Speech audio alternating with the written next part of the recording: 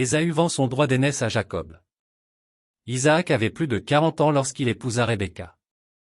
20 ans passèrent et Isaac, ainsi que sa femme, prièrent le Seigneur d'avoir des enfants. Le Seigneur a répondu à sa prière et elle est tombée enceinte. Rebecca sentit beaucoup de mouvements dans son ventre et demanda à Dieu, « Qu'est-ce qui m'arrive ?» Le Seigneur répondit, « 2 nations séparées sont dans ton ventre. » Au moment d'accoucher, elle a eu des jumeaux. Le premier-né était roux et avait un corps très poilu, alors ils l'ont nommé Ésaü. Alors son frère est né, tenant le talon d'Ésaü avec sa main. Il s'appelait Jacob.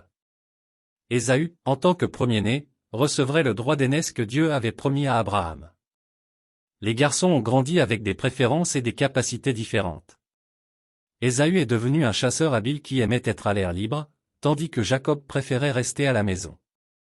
Les parents avaient leurs préférences, Isaac, qui aimait le gibier sauvage, aimait Ésaü, mais Rebecca aimait Jacob. Un jour, Ésaü partit pour un long voyage de chasse. Jacob est resté à la maison et a cuisiné un ragoût de lentilles. Quand Ésaü est revenu, il avait très faim et était épuisé par son voyage de chasse. « Vite, donnez-moi un peu de ce ragoût rouge. »« J'ai faim » demanda-t-il à Jacob.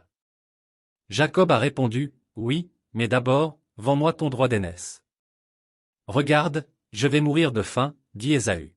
« À quoi me sert le droit d'aînesse ?» Jacob a dit, « Premièrement, jure que tu me vendras ton droit d'aînesse. » Alors Ésaü prêta serment, vendant son droit d'aînesse à Jacob.